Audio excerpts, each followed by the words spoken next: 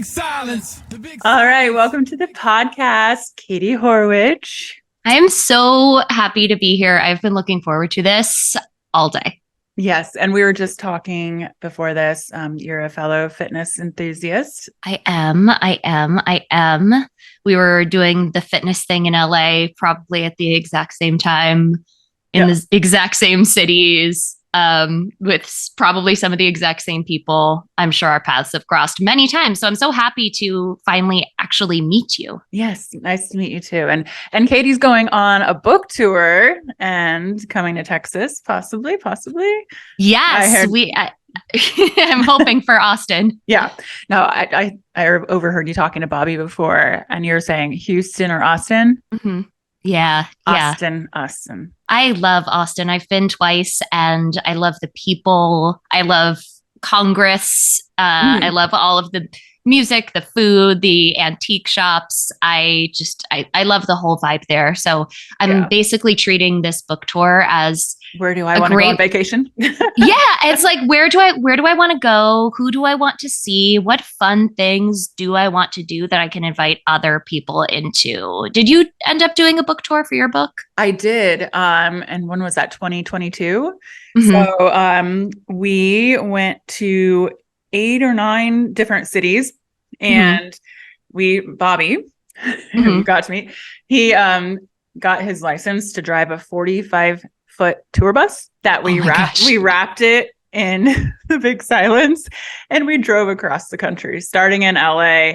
We did Austin. We did do Houston, and then like Miami, and I don't even know, Indianapolis. I'm from Indianapolis, so went there, Boston, New York, and then I got COVID and I had to cancel Nashville and BC. Oh no. I'm so happy that you were able to do so much in person though, because that was on the tail end of that was right when people started to do things in person again. Yeah, absolutely. So I made it most of the way, but yeah. You hit some really good stops and you got to drive across the country. So many people say that they want to do that, and you actually got to. Yes, we loved it. Or, I mean, Bobby had to drive a lot, but I loved it. You loved it. Yeah. I mean, it was driving, your book, so that's good. Yeah. So we did that, but exciting. Is this your first book? This is. Yes. It is. I'm so pumped. Yeah. How long did it take you to write? Well, there's the short answer and the longer answer. The short answer is that it took a few years. I think this book, by the time it comes out, it'll be like 6 or 7 years in the making. And the longer answer is that I pitched it once. I took a breather from pitching it, and then I decided that I wanted to know what I was standing behind. So without having a publisher or even an agent yet, I decided I was going to write the entire manuscript to see what this thing was. And I wrote it, and I was like, oh, this is the thing. And this is the thing that I'm willing to fight for. So it was sort of a stop and start. But I'm so happy that it happened the way that it did, as so many of these things happen in life. I think that I am ready for this experience in a way that maybe I wasn't even 5 years ago. And I feel like I'm very grounded in it, which I have heard many people can sort of get swept up in the process. So it feels very nourishing. I think that's the word. I love that too, because I sometimes know so many authors. I've known some authors and they've been on the podcast, and like, how do you pump out like 5 books in a year? It took me 5 years. Yeah, I was just talking to someone about that, where she was like, "Oh yeah, I'm working on my 8th book," and my brain had to sort of reconfigure for a second. But yeah, I am definitely someone who, even my writing style, I am not someone who, I've tried it, but I'm not someone who sits and is like, "Okay, you have this hour to this hour to write." I am someone who needs the mental and emotional space to sort of put together the puzzle pieces in my brain. And then once I get to the page or the computer, it sort of comes out there. But I've spent so much time internally because I am such an introvert, and it's a really busy place up there. Same. So it takes a little more time, but what ends up coming out feels just really, really rich. It feels very fulfilling once it's out there. I agree with that. I'm talking about the writing process too, because I get a lot of questions. I'm like, how do I even start writing a book? Like, how do I go through this process? And, it's for me too, I would have to spend like an hour to mentally prepare before I sat down and started writing and like slow the brain down, meditate, do what you got to do, like set up the space, light a candle, put the dogs outside, tell my husband to not bother me. Like it's definitely a process. And for the topic of yours too, for taking that long, I can imagine, because it's Want Yourself and you're all about women against negative self-talk. And I can imagine that through those years, you changed your own thoughts and who you were and developed as a woman in so many ways. Yeah. I got a question the other day about negative self-talk in the book writing process. And someone was saying, I don't even know if I have a lot of negative self-talk at this point in my life. Is this, you've been doing this work for so long. Is this still something that you experienced? Did you experience it while you were writing your book?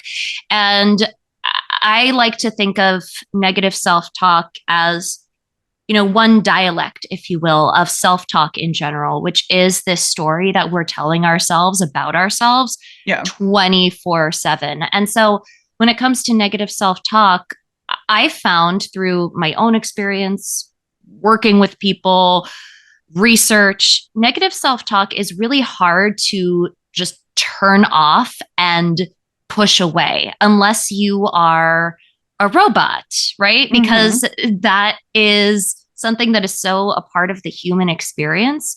So there was, even though I've been doing this work for so long, I mean, it's been way over a decade now. Of course, I still have the negative self-talk that comes in. I had it come in during the book writing process. I still have it come in now. But where I am personally, I've realized that my turnover rate is way quicker than it ever has been before. So it's not about not experiencing it and stopping it entirely. It's about being able to make those shifts happen as quickly as possible without trying to chase the high or push down the low, which of course is easier said than done and takes a lot of time and dedication. So what are the tips and tricks of when you have those thoughts coming in, how do you let them flow out? Yeah. Well, I talk about this in the book, and the book is called Want Yourself, 3 words. So the self is isolated for a reason. A lot of people, when they think of negative self-talk, they jump straight to exactly what you were saying, the talk part of it, the words, the phrases that we're saying that don't feel good. But in order to make real lasting shifts, self-talk isn't good or bad. It's information. It's what we do with that information that matters. And so we actually, instead of starting with the talk part, have to get deeper and start with the base of the self-talk, which is the self part of self-talk. So what is you talk about self-like versus self-love. What is the difference that you talk about in your book? Because I know everyone's like, it's all about self-love, self-care day, this, that. Yeah, just love yourself. Go get a massage. Right. That's what it looks like to love yourself. I love that you brought this up because this is one of the things that I love talking about the most, because self-love, especially now, I think that over the last 10 years, this is probably due to social media. Self-love has become a very like Instagrammable, tweetable, I don't know, TikTokable now thing that people talk about, where it's like a switch that flips. You either love yourself or you don't love yourself. And if you think these things or feel these things, it must mean that you don't love yourself. I actually like thinking about self-love more along the lines of unconditional love. So talking about unconditional love when you're talking about your family or your friends, or I am a proud dog mother, as I know you are as well, unconditional love for her. I know. I mean, that is goals. You are living the dream, in my opinion.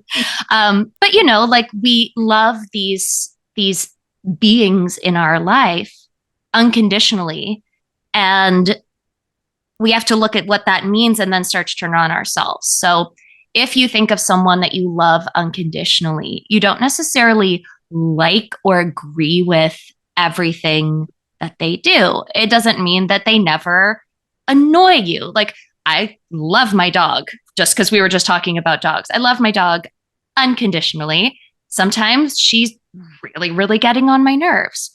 It's the same with ourselves. So I like to think of it in terms of self-love versus self-like you just said. Mhm. So it is okay to not like parts of yourself and still have that base of self-love underneath. Self-like and self-dislike are more of a fleeting thing. So if we can start to think about it like that, even just starting to think about it in a different context, whether we've bought into it or not yet, Mm-hmm. that can start to really change the way that we notice how we interact with each other and with ourselves. That's two things that came to my mind when you said that. Number one, when you were talking about dogs and and loving them and liking them, the conversation that went in my head was Bobby, husband, and he's like, do you like me? Or do you just love me? I'm like, I love you. And sometimes I like you. Always love you. And I guess it's like giving that freedom to ourselves. Like, I always love myself. Sometimes I make mistakes. Sometimes I'm very critical to myself. Like, am I doing enough? Am I doing this? That, Mm-hmm. and I think you talk about it in your book as well. Like, just that inner criticism of, I don't know, and overachieving and this and that. But, and then the other thing you talked about, social media. Mm-hmm. And what about the impact of social media, in your opinion, from obviously Instagram, Reddit, all these like negative talk and what I think is projection on some of when people are talking negatively. But how can that affect you in your self-talk when you come across something that you comparison or someone saying something about you? Yeah, I think the social media conversation, I thought that however many years ago when we were starting to see these studies coming out around mental health and social Mm-hmm. media, particularly when it comes to younger people, particularly when it comes to younger girls and young women, I thought that when we started talking about that, I was like, cool, great, we're done here. Yeah. Not the case. Spoiler alert. And I think that that's because obviously different generations start to come onto social media, different platforms start to come up. And I think that whether it was 10 years ago or right now, a lot of times we forget about the social part of social media. And a lot of social media is us taking our social selves and trying to configure that for an online space. So a lot of what we've seen over time when it comes to interpersonal relationships, we're just seeing under a magnifying glass on social media. So jealousy, comparison, all of that. And I was just talking about this, this idea of jealousy and comparison and envy when it comes to social media, because I think that's one part of the mental health conversation, right? Because we'll see people doing things. And of course, we're seeing not just one person's highlight reel, but we're seeing highlight reel after highlight reel. And social media is designed, we forget this, to show us what we like and what we want. So if you're seeing a lot of, I don't know, accounts or posts about these sort of aspirational things or people doing things that you want in your life, but you don't feel like you're there, like that is on purpose. That is by design. So I think recognizing that, first of all, is really important. And also being able to figure out who do I want to be in the mix in social media can it can be trickier than being in person with someone, of course, because we can choose where we go and who we show up with. And a lot of times we just see things seemingly out of the blue on social media. So it is about curating, which I know so many people have talked about this already, but curating a social media feed where if you feel those feelings of jealousy and comparison and envy, because jealousy and envy are two different things. So you either want something that someone else has and you don't want them to have it, or envy is you see something and you want it too. Being able to curate and take those people or those accounts that trigger those feelings out of your feed, or even muting them, that can be really helpful for a short-term solution. But when we talk about long-term, it really is about going deeper and asking yourself, who do I want to be in this situation? And what is the self that I am willing to stand behind that feels so like myself, like who I am, the core of who I am, that whatever trends or I don't know, like beautiful picture comes up online, you're not saying, oh, I want that, I must be so awful. You're saying, oh, that feels weird, I want that, period. You know? I mean, it is so interesting with social media, and I don't want to stay on that topic so much because there's a lot of conversation around it. But so think social. I always say like social media is now, but you grew up as a 80s, 90s girl, right? Yep. Same here. And I always talk about how I had like 17 magazine and yeah, and Tiger Beat. Oh, Tiger Beat. Yes. I mean, we were teenagers in the heyday of like paparazzi culture. That's a whole thing. Yes. And we were in LA. Were you out at all the clubs I was out at? Oh, I was out in LA. I was not a club person, but I will say where I lived was way out in sort of like outside of LA, the country part of the city. It is now become more well known because of the Kardashians. I grew up in Calabasas. Yes. Which I'm like, I was there when there were sheep on the hill and it was farmland. But I also, throughout my teens, that's when certain celebrities started to move to the area to get away from the city. And that brought paparazzi. So that actually, without me being in like the club scene of it and where people were taking those pictures and going out, I was in it in a more everyday way and in a really scary way. I mean, the paparazzi were vicious back then. They would not only like hide in bushes, but I remember there's this one mean street where I grew up, and there for a very long time weren't any speed bumps. There were no stop signs. There were no traffic lights, and they would just speed down to get those photos or that video no matter what. And so I think that literally brought it home for me in a way that maybe was unique to that area. Yeah, definitely. Calabasas. Yeah, I know. It has such an association now. It was a great place to grow up, though. Yeah. So, okay. In your prologue of your book, you talk about, because I want to go into like why you're so into speaking up about negative self-talk and how it came back. Number one, talking about our ancestors, your grandmother, our DNA, how it's put in us. And then I always say how Disney fucked us.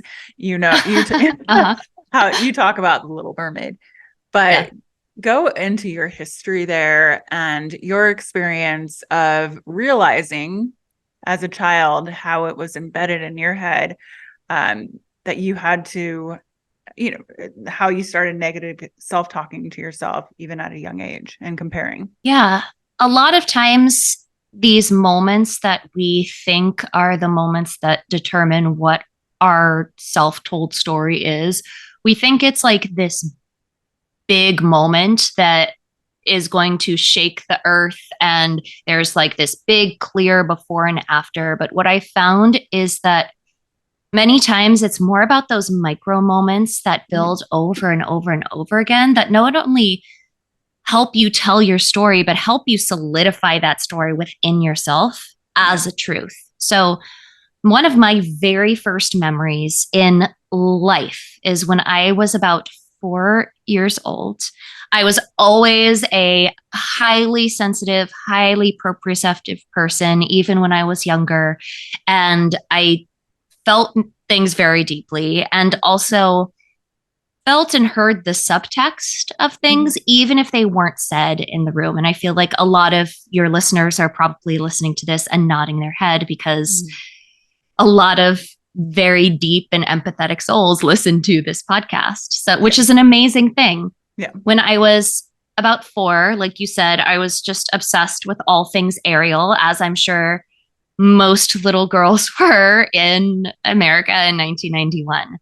And my very first memory is being in preschool and being asked to draw essentially this mural for our preschool. So there was an ocean themed week and the class was making like finger painting an ocean. And my teachers asked if I wanted to draw Ariel and her friends to put in the ocean and basically display on the wall for all of the parents and all of everybody to see. I was so thrilled. I felt like I had just been offered a residency at the Whitney or the Met. This was like my moment because I was also an artist. I loved to draw. And so I took the butcher paper, drew out Ariel, Flounder, Sebastian, some seahorses because like, why not? If we're here, let's just go for it. And then my teacher took it away. And I forget if it was the same day or if it was slightly after, but I remember when the board was unveiled, if you will. And I saw my artwork that was life-sized to me because I was so small at the time, seeing it up on the wall. And I was looking at it like, I can't believe that I did this. This is so amazing. I was so proud of my achievements. And also, it was like, here was this thing that I drew on a piece of butcher paper, and now it's a part of this ocean and this bigger ecosystem. And I was transfixed by it. And then I heard my teacher right next to me snap, "Katie, get back in line. We're leaving." And what I hadn't noticed is that because this is preschool, the rest of the class had started to file out of the classroom to go out to the playground. Now, I cannot jump into that teacher's head and know if her intention was to scold me or if she knew that that's what she sounded like. But to me, I felt like I have done something awful. I have not only not followed the rules, not only have I not been paying attention, because rules and paying attention were very, very big to me growing up, but I was doing all that while I was focusing on myself. How dare I? How selfish, how conceited. I didn't necessarily have the words to think that yet, but the feelings that I felt were there. And in that moment, because I was so young and because that moment rattled me so hard, I started to pick up cues that started to mirror that moment of, well, if you take pride in your accomplishments, your achievements, yourself, then you must be completely full of it. Confidence is being narcissistic or vain. And I also realized that I got a lot of praise for these things like my artwork, or later I got into theater. I was a musical theater major. That was a whole other part of my career at one point. I realized that that was something that I got a lot of praise for and people wanted me to do. So I developed this idea that I have to be, like you were talking about before, not just type A, I have to be the best. I have to show up for all of the things. I have to be there and I have to be on, but I can never stop and smell these proverbial roses in my own garden, because if I do that, it's all going to go away and I am going to be known as Katie, the person who did not follow the rules, who did not get in line, and who is a very, very, very stuck up person. Yeah, you talk about maybe in chapter 2, you talk about, am I likable or am I too much? If I don't give 110%, every moment of every day will I fade away. Mm-hmm. Is that part of maybe something that came out of that moment as a kid? Yeah, I think that moment was inside of me, talking about being the introvert with the very loud brain. Yeah. That was a moment that really stuck with me. And the thing about self-talk, like I said, it's not good or bad. It's information. And we draw proof from our lives to solidify this information in our brain. And it becomes something that's habitual. So because this was something that I wanted to now be on the lookout for, I was on the lookout for it. I was making sure that I wasn't going to be too much, too big. I wanted to make sure that I was likable enough, but not too much, and I couldn't recognize it. It was really built in that moment. And then over these smaller moments, like we talked about, everything from conversations that I overheard from the adults in my life to the magazines that I picked up as a kid, then as a teen, that really weren't about the things that we talk about today, the way that we talk about it. We have such a wonderful, robust mental and emotional wellness conversation that goes on in 2023. We still have a long ways to go, but it can be really easy to take that for granted and forget how rough it was. Yeah. And how rough it was everywhere. I totally agree with that. So you came up with something, it's how breaking down the 4 steps of self. Can we talk about that? Because I feel like that's a good tip and takeaway for the listeners. Yeah. So just to be clear, are you thinking about the finding, being, staying? Yes. And wanting. Okay. Yes. Yeah. Cool. Yes. Yeah. So something, let's freaking go. So I have been so passionate about speaking about self-talk and how do we actually shift it in a real lasting way for, like I said, so long now, over a decade. What I realized was happening a lot of times, even when great conversations were happening, people weren't given a robust toolkit or sort of a framework to start to shift their self-talk, especially in the early days of that self-talk and mental health conversation. You know, absolutely. I love an affirmation, love not dissing affirmations. However, affirmations are one tool. And if you think about an actual toolkit, if you are given a hammer and you're told that you need to go build a house, well, of course you're going to get frustrated that you can't build the house because you only have a hammer. You have to draw on the other tools at different times. So when it comes to the framework of shifting your self-talk, I like to think of it in terms of first getting back to the self part. Like you need a sense of self and recognizing why that's important before anything else.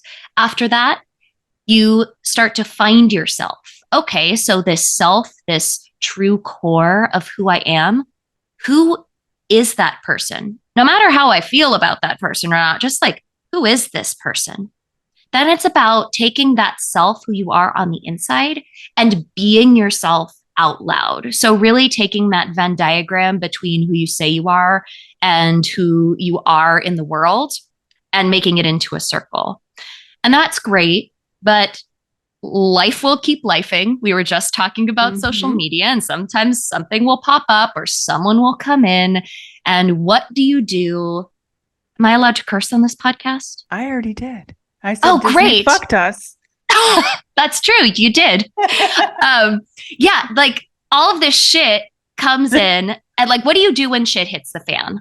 And that's when you have to move from finding being to staying yourself.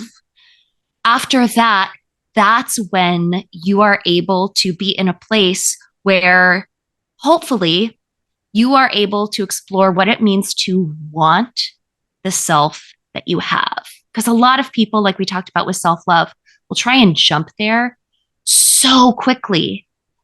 And it's really hard to want to be who you are if you don't actually know who you are in the first place. I think that's a lot of, but like, what is that process without putting pressure on yourself to be like, who am I? I've worked with Deepak Chopra. I'm actually going to his final retreat with Chopra tomorrow. No, Thursday.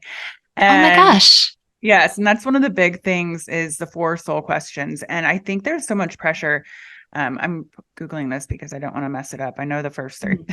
Yeah. And that process of finding out, like, it's like someone says, who are you? What is your purpose? You're like, I don't fucking know. Yeah. That's so much pressure. So also, like, who am I today?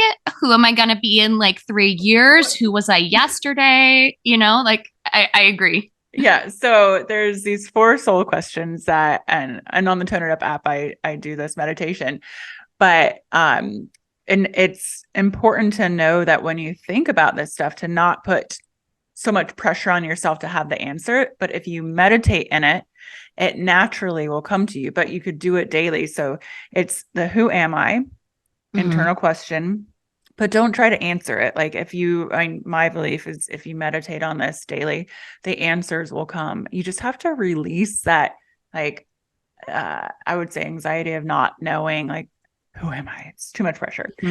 What do I really want? What are my deepest desires? Meditate on that. And then what is my purpose?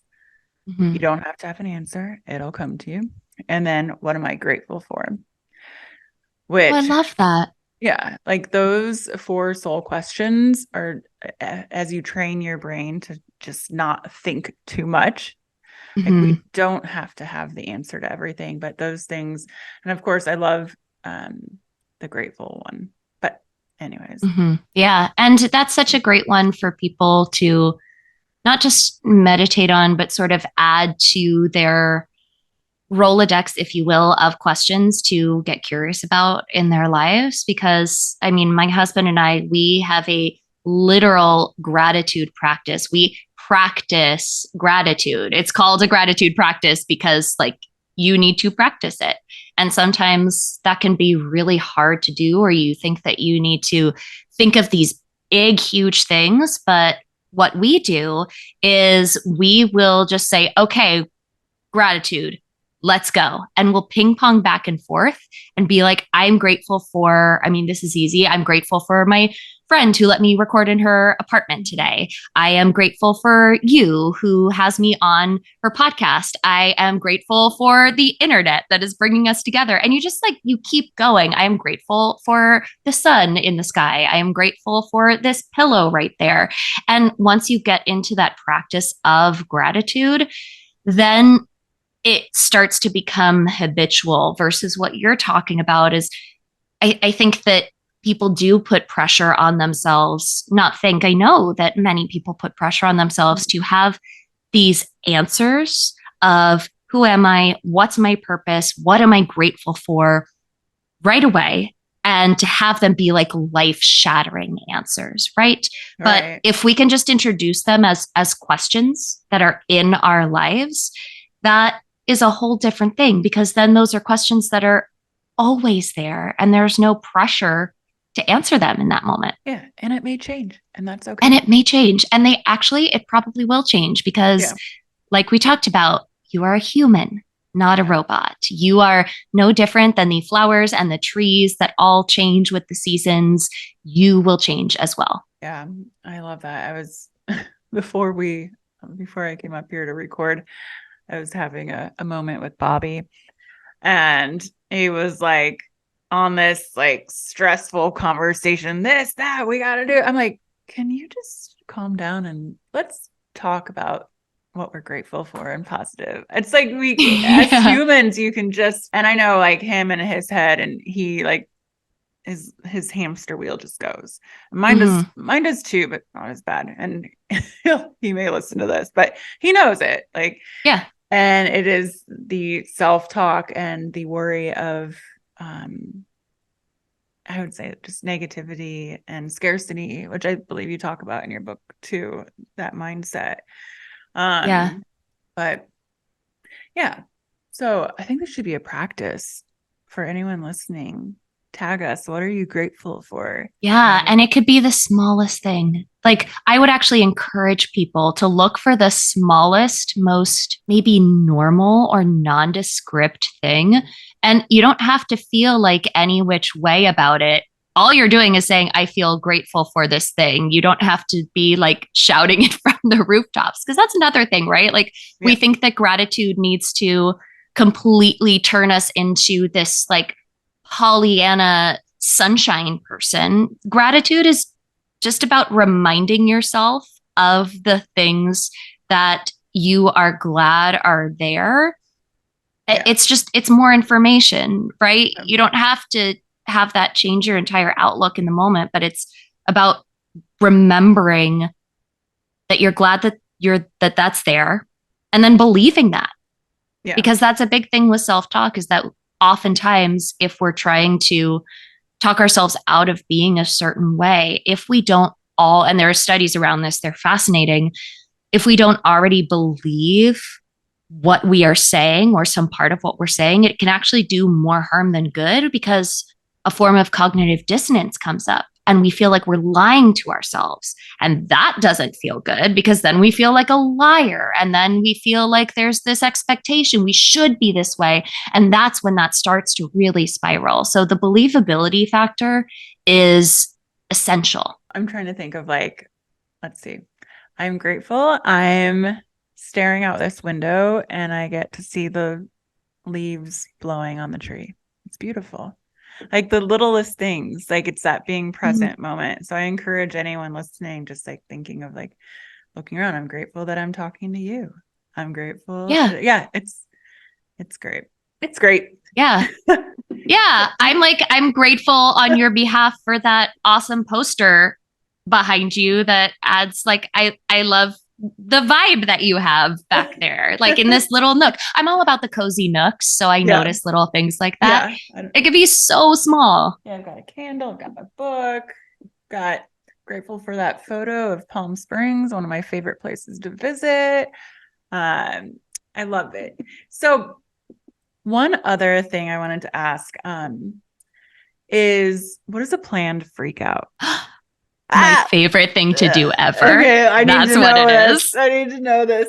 All right. So I don't know how you feel about homework, but if you're into homework and this has no deadline, I would highly recommend you and Bobby doing a planned freak out, or a PFO, as we call it for short. Okay.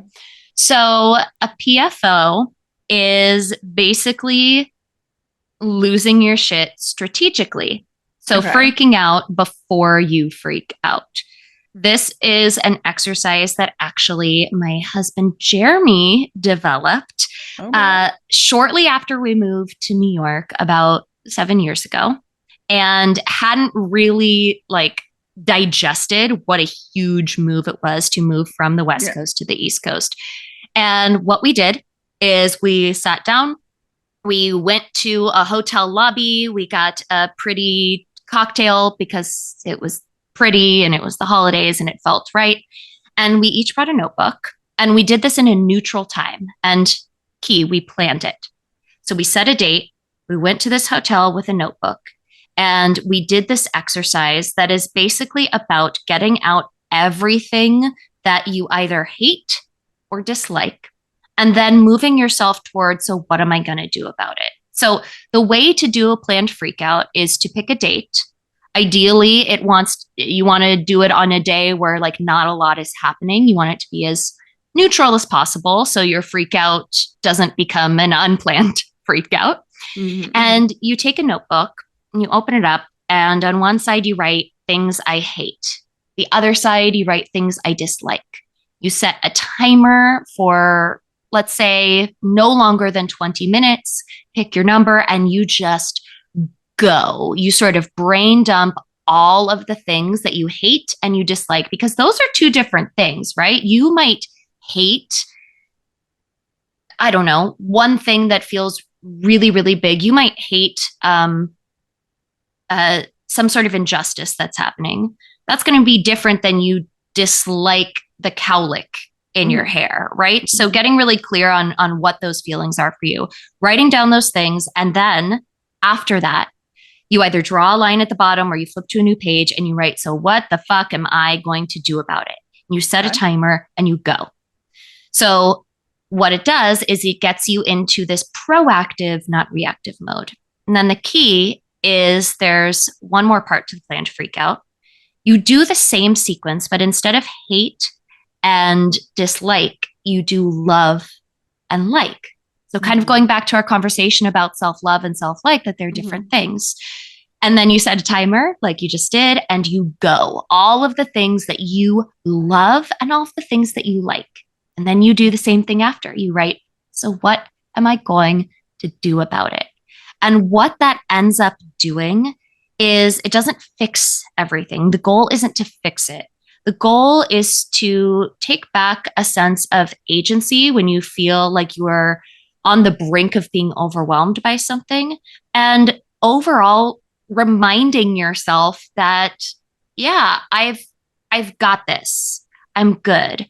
I might not know all of the answers, but at the very least, I am willing to dive in and dig deep and ask some questions to myself to help me move forward. And I have found that that practice has been absolutely life-changing and has prevented some moments where I think I would have had a meltdown. Yeah. And it didn't happen because I got ahead of it. And I recognize that this is a part of myself that maybe I can give a little bit of attention or love, not just when it's hurting. Like you don't just go to the dentist when you need a root canal. Hopefully, you go on a regular basis to make sure that your teeth are healthy. Yeah. It's the same with your, this type of self-care that we're talking about. I love that. I'm going to try that next time because Bobby and I have these like life planning sessions where we'll get together, we'll have a drink at, wherever restaurant. And we're like, okay, this is working. This is not. All right. Well, let's say no to this and do this. And I think, in relationships, it is with yourself, or if you have a partner, just really like looking at everything can, instead of pushing things aside, it's so important. So you don't have that freak out. Cause I feel like you and Bobby are very similar to me and Jeremy. I feel like we do all of that stuff. And I love that you brought up the life planning session, because this isn't a life planning session. It's also not the time where you are strategically going to just dump on your partner. So I hate when you do this. It's not about, it's not about the partnership. It's about in your life, what feels good, what doesn't, what can I get rid of? What do I want to bring in? And just talking about it, because even if, how long have you been with Jeremy? We've been together for 10 years. Okay. I think Bobby and I are like somewhere between 10 and 12. Around the same time, but we are so busy all the time that sometimes when you communicate, it can be negative, or you're not really planning, or just stuff pops in and I need this done. And it's more like business sort of, and so just that you have to almost set aside that time to make communication and feelings and needs a priority. Yeah, without saying, okay, you need to tell me all of these things about you. I mean, there's a lot that can happen and a lot that you can learn when you give people the space to sort of work out their own stuff out loud without forcing a conversation from it, Right. Because if you don't have it like this planning session or this talk or planned freak out, then it can be a little bit abrupt, but you can actually be in a very safe space when you plan it out. Yeah. And speaking of the find, be, stay, want yourself, it's a great way to stay yourself when life is happening and you feel like, maybe it's easy to get swept up in the whirlwind of it all. It's a way to come back to, all right, who am I? What do I hate? What do I not like? What do I love? What do I like? And what am I willing to do to feel the way I want to feel? I love that, Katie. I'm going to leave it on that. We've got a lot of homework for everyone. Yeah. Y'all have a lot of homework to do, and we want to hear about it. This is fitting because I was always the person in class who would like ask if we had homework that night when there was never homework. Yeah, but it's good homework. It's good homework. There's no deadline. And if people buy the book, actually at the end of the book, I have a whole list of just the exercises so people can, people can reference that. And when I love a worksheet. I know, me too. When does the book come out? The book comes out October 3rd, wherever books are sold. Amazing. And we'll put everything and all the details on Katie in the show notes and all the fun stuff. And I better see you in Austin on tour. I will let you know. I'm so excited. I'm going to have to come to Austin now because I feel like, and I'll bring Jeremy with me and maybe we can all do a planned freak out together. Oh, yeah. This was so much fun. I had such a blast. Thank you so much for having me. And I hope that this is helpful and is able to support the wonderful community that you have curated, because you have curated such a wonderful community. Thank you. The big silence. The big silence.